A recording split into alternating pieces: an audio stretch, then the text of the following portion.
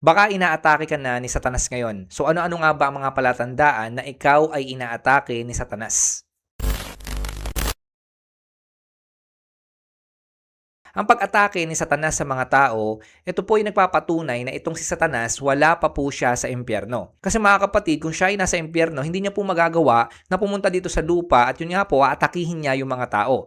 So kung babasahin po natin yung Biblia, malinaw po doon na sinasabi na itong si Satan, wala pa siya sa impyerno. Dadalhin pa lamang po siya sa impyerno pagdating ng panahon doon sa dagat-dagatang apoy. So pag nagunaw na po ang mundo. Pero ngayon mga kapatid, ang malinaw na sinasabi ng Biblia, siya po ay nasa mundo. Ito nga po ang sinasabi sa 1 Peter chapter 5 verse 8. Ang sabi po dito, maging handa kayo at magbantay. Ang dyablo, ang kaaway ninyo ay parang liyong umuungal at aali-aligid na naghahanap ng malalapa.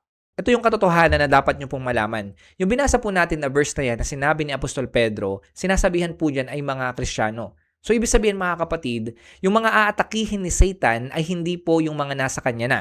Ang aatakihin po ni Satan ay yung mga Kristiyano o yung mga tao na nananampalataya sa ating Panginoong Kristo. Kasi mga kapatid, kung titingnan nga naman natin, bakit pa aatakihin ni Satan yung mga kasama niya na o yung mga kakampi niya na?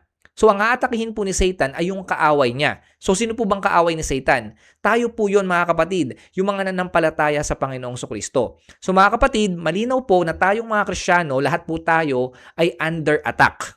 Tayong mga Kristiyano, normal lamang na maranasan po natin yung pag-atake ng kaaway. Hindi po natin mapipigilan yan. Kasi mga kapatid, yun po yung gustong mangyari ni Satan. Aali-aligid po siya sa mundo natin, lalo na po sa inyo, sa lugar nyo, sa inyo mismo. At kapag nakakita po siya ng opportunity na kayo ay atakihin, doon po siya papasok sa inyong buhay. Kaya mga kapatid, bilang mga Kristiyano, dapat alam po natin na itong si Satan nasa paligid lamang po natin. At tayo po ay aatakihin ni Satan. Tandaan niyo po itong mga kapatid, ang pag-atake ni Satan sa bawat mananampalataya, hindi po yan nagpapatunay na kayo ay mahina, na kayo ay talunan. Baka kasi iniisip nyo, kaya kayo inaatake ni Satan kasi malayo kayo sa Diyos. Hindi mga kapatid, sa totoo lang, ang mga inaatake ni Satan ay yung mga malalapit sa Diyos, yung mga may tawag ng Panginoon, yung mga gagamitin ng Panginoon, yung mga may potensyal sa kaharian ng Panginoon. Kasi ayaw po ni Satan na mangyari yung magandang kalooban ng Diyos sa pamamagitan nyo. So sisirain niya po yan. Ang sabi nga po sa Bible mga kapatid, itong si Satan naparito po siya upang manira. So mga kapatid, kapag kayo ay inaatake ni Satan, ito lamang po ang sasabihin ko sa inyo.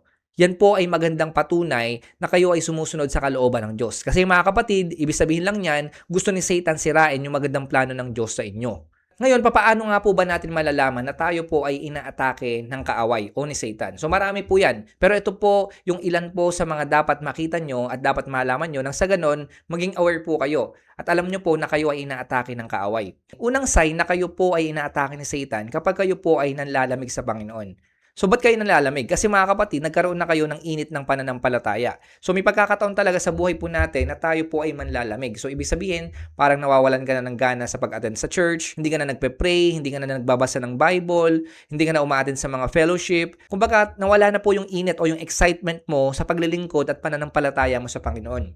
So kapag nararamdaman nyo na po na parang nalalayo na kayo sa Panginoon at parang hindi nyo nararamdaman ng Panginoon, yan po yung sign na kayo ay inaatake ng kaaway. Kasi yan po yung unang gustong gawin ni Satan sa inyo. Mapalayo kayo sa Panginoon. Kasi pag napalayo kayo sa Panginoon, mas madali kayong maaatake ng kaaway. Mas madali po kayong makukuha ng kaaway. Kasi malayo kayo sa Diyos eh. Yun po yung gustong gawin ni Satan sa buhay natin mga mananampalataya o mga sumusunod sa Diyos. Putulin ang koneksyon natin sa ating Diyos. At ganyan po yung ginawa niya kina Eva at Adan. Pinutol niya muna po yung koneksyon ni Eva at Adan sa ating Panginoong Diyos at pagkatapos po, dun po siya umatake kina Eva at Adan. So mga kapatid, kapag nararamdaman nyo po na kayo ay parang palayo na sa Diyos at parang feeling nyo putol ang koneksyon nyo sa Diyos, mag-iingat po kayo. Kayo po ay inaatake ng kaaway. Bukod po dyan mga kapatid, kapag kayo ay nakakaranas ng mga temptation, so hindi po masama ang temptation. Ang masama po kapag nahulog kayo sa temptation. Dahil yung ating Panginoong Kristo mismo, siya po ay nakaranas ng tukso ng kaaway. Tukso po ni Satan. Siya po ay tinempt doon sa wilderness. Nakita po natin kung paano po inatake nitong si Satan yung ating Panginoong Kristo. So kung inatake po ni Satan yung ating Panginoong Kristo, paano pa kaya tayo na sumusunod sa ating Panginoong Kristo? So kapag lumalakas po yung temptation, hindi po ibig sabihin yan, kayo po mga kapatid ay nagkakasala na. Kapag lumalakas po yung temptation sa inyo, ibig sabihin talagang kayo ay inaatake ng kaaway. Kasi ang temptation galing po yan kay Satan. Yung mga masasamang gusto po ng laman po natin, yan po ay galing kay Satan. So alam nyo naman po yung iba't ibang mga temptation, basta kung ano po yung mga layo sa kalooban ng Diyos at yan po ay ginugusto nyo, yan po ay temptation ni Satan. So kapag nararamdaman nyo na po na punong-puno po ng temptation sa paligid nyo at minsan sa inyong mga pag-iisip, ibig sabihin po na andyan po yung pag-atake ni Satan. Nasa paligid nyo po si Satan.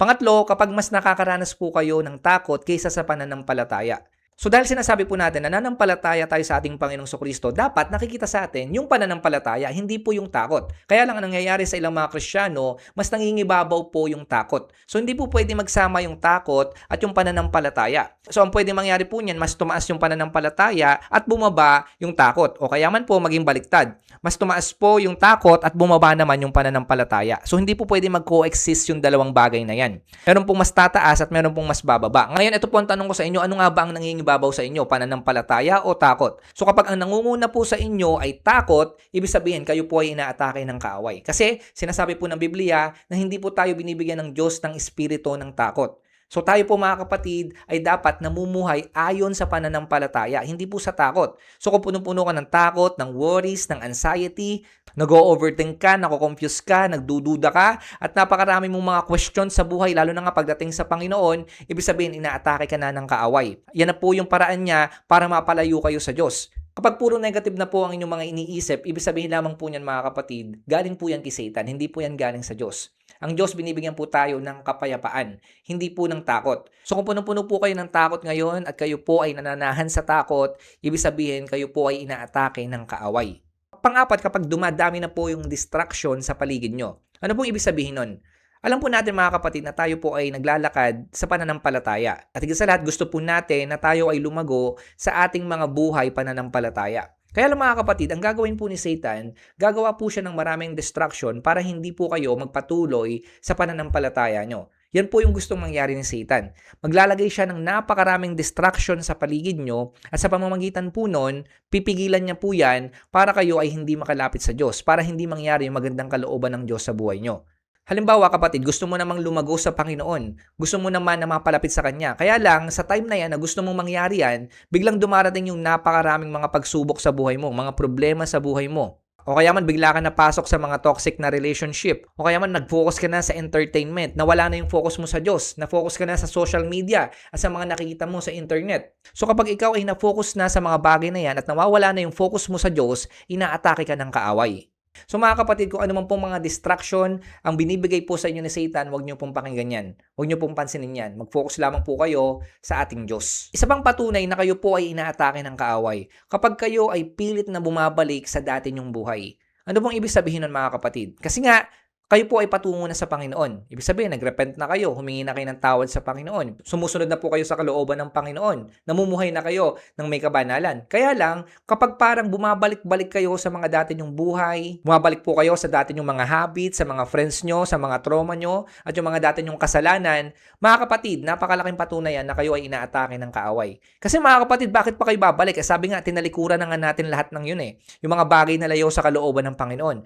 Pero kung yan ay binabalikan mo, ibig sabihin yan, merong ginagawa si Satan sa buhay mo. So kapag kayo po ay napapatingin o napapalingon sa dati nyong buhay at parang gusto nyong bumalik, delikado po yan, patungo po yan sa backslide. Kapag sinabing backslide, ibig sabihin po niya na nanampalataya na kayo sa Panginoong Jesucristo, kaya lang bumalik pa rin kayo sa dati nyong buhay. Delikado po yun, mapapahamak po kayo kapag kayo po ay nag-backslide. Kasi nga, nanampalataya na kayo, pero bumalik kayo sa dating buhay, na-reject nyo pa yung ating Panginoong Jesucristo. So hindi po maganda yun mga kapatid. Kaya agapan nyo na po kapag nakikita nyo na parang gusto nyong bumalik sa dati nyong buhay at parang nawawala na po kayo ng gana sa pananampalataya, dapat mga kapatid, mas lalo po kayong lumaban kasi nga umaatake po yung kaaway sa inyo. At huwag nyo nang hayaan na totally mag-backslide kayo kapag kayo ay inaatake ng kaaway. Marami po mga tao dumaan po sa ganyan. Kaya huwag nyo na pong hayaan na kayo ay lingon ng lingon sa dati nyong pinanggalingan. Mag-focus po kayo sa kung saan kayo dadalhin ng ating Diyos.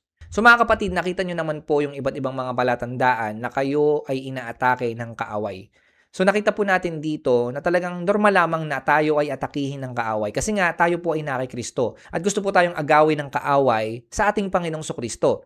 Tayo po ay patungo na po sa magandang kalooban ng Panginoon. Tayo po ay may kaligtasan na. At si Satan po gusto niyang mawala po yan sa atin. Gusto niya pa pong mapahamak tayo. So bilang mga mananampalataya, nawa nga mga kapatid, tatagan po natin. Lumaban po tayo sa anumang gawa ng kaaway. Huwag po nating hayaan na atakihin tayo ng atakihin ng kaaway hanggang sa mapalapit po tayo sa kanya.